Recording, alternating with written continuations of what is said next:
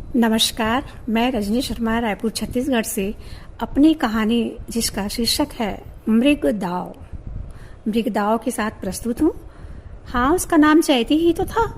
चैती आज अलसुबह ही जाग उठी थी। उसके लिए तो अलार्म घड़ी चिड़ियों की चहचहाट, कबूतर की गुटरगू हुआ करती थी। शायद चैत मास में जन्म लेने के कारण ही उसका नाम उसके अभिभावकों ने चैती रखा होगा।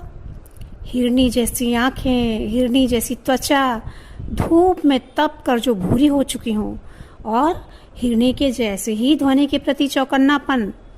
इतना ही नहीं, हिरनी जैसे अपने ही गुणों की कस्तूरी से अनभिज्ञ थी चैती। गप्पा हाँ, बांस की बड़ी टोकनी उठाए मुंह में दातुन दबाकर वह चल पड़ी जंगलों की ओर। कौन कहता है कि चैती ही मरी जाती है जंगल जाने के लिए? जंगल भी तो आकुल व्याकुल होकर चैती की प्रतीक्षा करते थे। जरा सी देर हुई नहीं कि सरगी के पत्तों की खुसुर फुसुर शुरू हो जाया करती थी। महुआ गदबद गदबद टप टप करके अपना गुस्सा दिखाते थे। अब सागौन की बारी थी, जो लहराते हुए हवाओं से संदेशा भेजे जा रहा था कि चैती जल्दी आओ, जल्दी आओ। मूक निशब्द प्रकृति की बोली से चैती भली भांति परिचित थी। पूरा बचपन इन्हीं की पनाह लेकर ही तो बीता था। अब तो कैशोर भी धमकता पहुंचा था। चैती जैसे ही जंगल पहुंची, महुआ गदबद गदबद गिरने लगा। सरई के पत्ते मानो खुशी से ललछम्वे हो गए। और यह क्या, ललछम्वापन तो अब चैती के गालों तक भी आ पहुंचा था। इसी बीच किसी के कदमों की आहट आई। चैती ने चौकन्ना होकर उस ओर देखा। पेड़ के पीछे से घात लगाकर देखने लगी, कोई जंगली घातक पशु तो नहीं है। अपने कमर में खोचे कड़री यानी चाकू को कस कर पकड़ लिया। सामने देखा तो खुशी आश्चर्य के मारे उसके मुंह से निकल पड़ा, आया गो मारी। एक नन्हा सा शावक हिरन शायद अपने दल से बिछड़कर, अपनी माँ से बिछड़कर आ पहुंचा था। चैती की खुशी का ठिकाना नहीं रहा। शावक की नन्ही नन्ही आंखें कंचों सी और कान का एंटीना के जैसे खड़े हो जाना, और उसकी छोटी सी पूंछ और त्वचा, उफ, बिल्कुल नरम टेसू के जैसे। चैती ने उसे पकड़कर गोद में खुशी से जकड़ लिया। गर्भस्थ शिशु जैसे ही माँ की कोख से निकलकर कपड़ों की पोटली के बीच अपने आप को सुरक्षित महसूस करता था ना, वैसे ही हिरन ने भी अपना सिर चैती की गोद में रख दिया। चैती बिल्कुल उस नौसिखी माँ की तरह उसे कस कर पुचकारे जा रही थी। दिन चढ़ आया। अब तो चैती को चिंता होने लगी। घर देर से पहुंचेगी तो घर वालों के प्रश्नों का जवाब कैसे देगी, और शावक को घर ले जाएगी तो पूरा गांव उस शावक के गोश्त का उत्सव मनाएगा। चैती ने बेल के तने की रस्सी बनाई, शावक के गले में बांधकर उसे एक सुरक्षित जगह पर झाड़ियों के ढेर के बीच में छुपा दिया, और चारों ओर कटीली बागड़ फैला दी। कुछ घास भी रख दिया। चैती ने अब विदा ली। आमी काली आजू हैं, मैं कल आऊंगी। हाँ, यह क्या? बिन ब्याही माँ की पीड़ा के सदिश से चैती की आंखें अपने शिशु हिरन शावक के लिए भीगने सी लगी थी, नम होने लगी थी। गोरस भी उसकी काया में होता ना, तो उसका पान भी वह उस शावक को करा देती। घर पहुंचते ही आया उसकी अम्मा ने पूछा, कहाँ जाऊं रणलिस लेकी? टाल मटुल करके चैती ने बात संभाली। पूरा दिन उथल पुथल से भरा रहा चैती के लिए। कैसे रात बीती और कैसे वो सुबह शावक के पास पहुंचे। सुबह हुई, सिर पर टोकनी लिए दौड़ पड़ी जंगल की ओर चैती। जैसे ही जंगल पहुंची, शावक की पनीली कंचों जैसी आंखों को देखकर उसका मन कैसा कैसा तो हो आया। रात भर के विछोह ने उस किशोरी माँ को बेचैन कर दिया था। चैती ने उसे पुचकारा और गोद में लेकर जंगलों के भीतर चल पड़ी। उस शावक को गोद से उतारा और कौड़ी गूथा हुआ धागा उसके गले में बांध दिया। अरे यह क्या, शायद हिरन की माँ ने रात दिन उसे ढूंढने के लिए एक किया होगा। तब तो वो अभी आ पहुंची थी, और यह क्या, देखते ही देखते पूरा हिरनों का दल आ पहुंचा। चैती जान गई थी कि अब विदा की घड़ी आ पहुंची है। शावक को उसका दल, उसकी माँ मिल चुकी है। उसे अब जाना ही होगा। आज तो चैती का मन अच्छा नहीं था। बार बार हिरण के शावक का चेहरा उसके सामने आता जाता था। सुबह हुई, यह जानकर कि जंगल में कौन होगा, कौन उसकी राह देखेगा। फिर भी न जाने क्यों उसके कदम अनायास ही जंगल की ओर उठ चले। सच तो है ना, मानव का मन अवचेतन और उसके दिमाग का द्वंद्व कभी खत्म ही नहीं होता। अनायास ही बेकार बिना उद्देश्य के अपने पुरानी यादों के कदमों के निशान पर हम पुनः पांव जमाते चलते ही रहते हैं। कदमों के निशान की जुगलबंदी क्या सिर्फ वर्तमान के कदमों से होती है?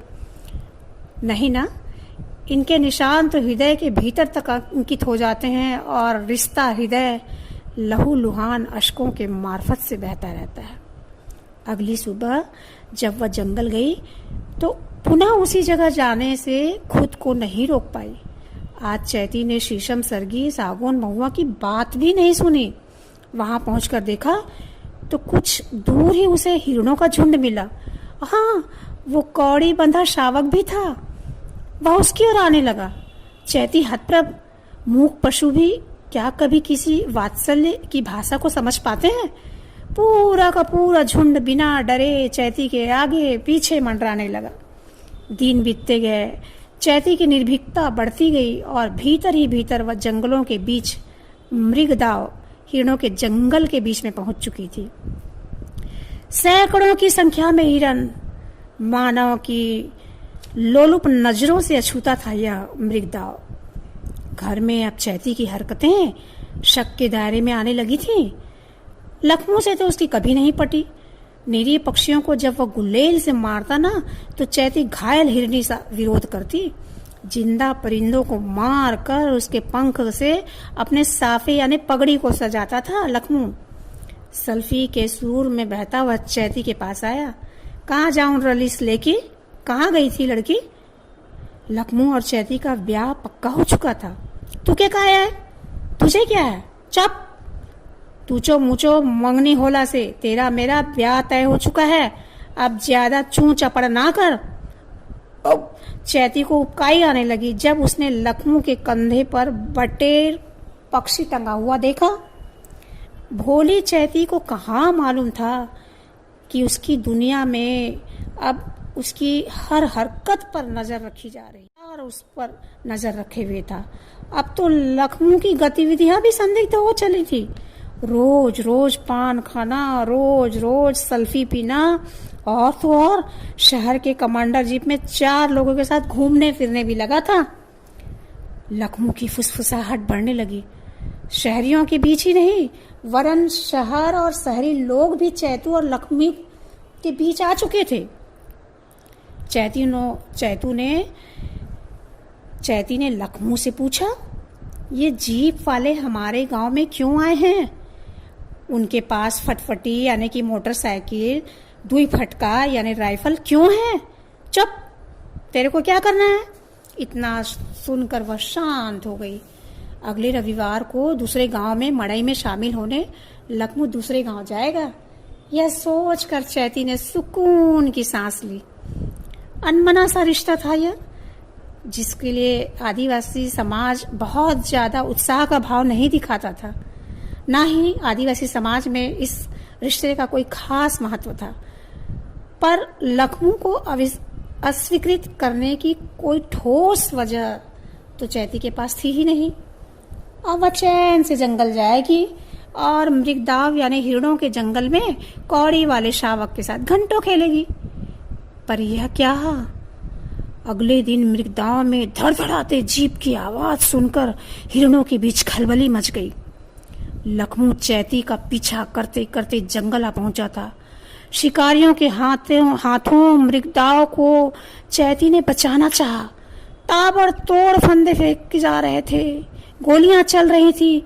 चैती हतप्रभ, औचक, भौचक और हताश हो चली थी। उफ विधाता, इतना बड़ा धोखा! चैती चीखने लगी, चिल्लाने लगी। कौड़ी वाले शावक को हृदय से कसकर वह जड़ हो चुकी थी।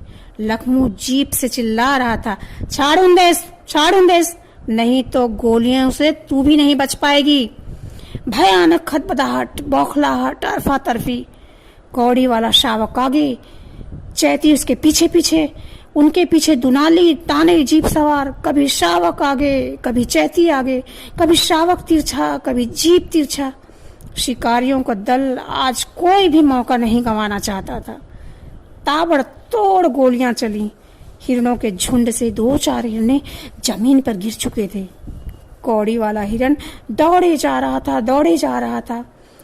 उसे अपने तन के आड़ में बचाने की कोशिश भी चैती करती जा रही थी, पर गोली तो चल चुकी थी। मृत पाए चैती का शरीर जब लहूलुहान हो गया तो वह बस्तर की माटी को भी लाल कर गया। कौड़ी वाला हिरन, हाँ वही, न जाने जंगलों में कहाँ जा छुपा।